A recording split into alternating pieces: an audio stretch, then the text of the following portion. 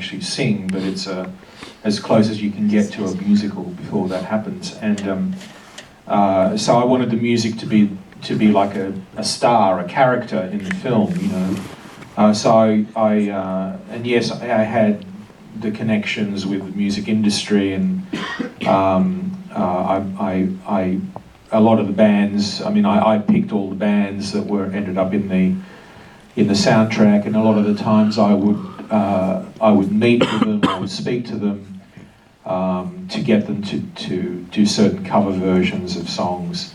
There was I wanted 9 Inch Nails' Trent Reznor to do a Joy Division song, Love Will Tear Us Apart, which is, I'm sure many people are familiar with that song, which seemed to encapsulate the whole story, you know. And I went to meet with Trent to show him the artwork of the film, to convince him to do this particular song, which I had in mind. And he loved the movie and did a song for the movie, but it was another Joy Division song because he felt that Love Will Tear Us Apart was just too iconic a song for him to do a cover version of it. It seemed like an arrogant decision. This is in the days when artists cared about this sort of stuff, you know. But he did Dead Soul, so he did a great cover track of another Joy Division song that was terrific, you know. So I was very involved with talking to all the bands to try and align them to a particular mindset, not so much a style, but because we picked the bands with that in mind, but a mindset about the movie, and I showed them a lot of the artwork and the scripts and stuff to make them understand what we were trying to create. But again, it was unusual at the time. The album was very successful, and I think it's partly because I picked a lot of bands that would, you know, some were very established, very famous, like, you know, 9 Inch Nails and The Cure and people like that were already, you know, stars. But a lot of the others, you know, Rage Against the Machine and a lot of other bands that were just kind of just starting off, that subsequently became quite well known.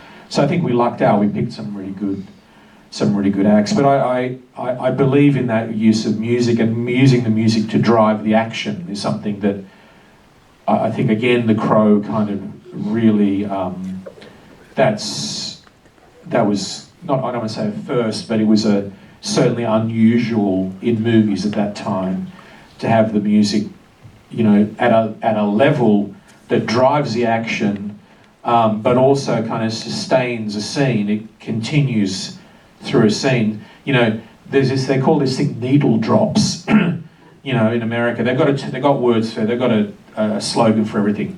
A needle drop is something you do when you just have like a 15-second grab of music, which is very common in movies for a younger audience at the time. But I didn't want needle drops. I wanted something, and that's like the stylus going down. So it's like, you know, 10, 15 seconds and you're out of the song and you're into another scene.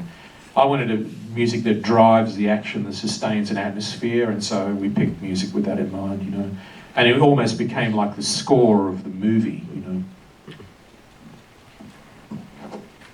Vale, bueno, pues él habla de la película del Cuervo como si fuese un musical, aunque no canten los actores, ¿no? Él concibe la película como una película en la que la música es tan importante, eso que conduce la acción.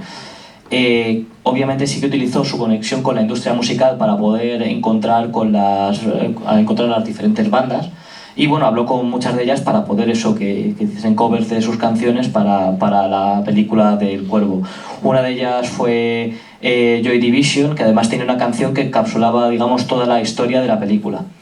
Pero en el momento de incluirla no pudo darse el caso, porque bueno, uno de los miembros de Joy Division al parecer no estaba muy de acuerdo con digamos, hacer esta canción para la película, y al final acabaron cogiendo otra.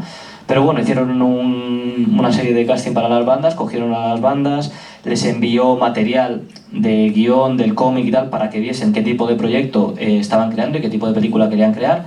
Y con eso, bueno, pues seleccionaron una serie de bandas y una serie de canciones, bueno, pues bandas como 9 Inch Nails, etc. y desarrollaron un álbum que fue luego muy exitoso, el álbum de la banda sonora de la película El Cuervo. Y bueno, él habla de que esta es una película en la que la música conduce todo lo que es la acción y que en aquel momento en el que se hizo no era usual, porque a lo mejor ahora mismo es más usual eso, pero en ese momento no se había visto tanto. Él habla de que hay una técnica, porque habla de que sobre todo los productores utilizan una especie de argot para describir ciertas cosas que se dan en el cine. Pues él habla de los needle drops, que sería como una gota de aguja, que son cuando unos directores ponen en su película como 15 segundos de una canción para que la gente se entusiasme un poco en esa canción, pero ya, simplemente como muestra de tenemos aquí esta canción, pero ya está. Él, sin embargo, piensa que en El Cuervo eso no se hace, sino que es la canción entera la que va conduciendo la película. I'll tell you.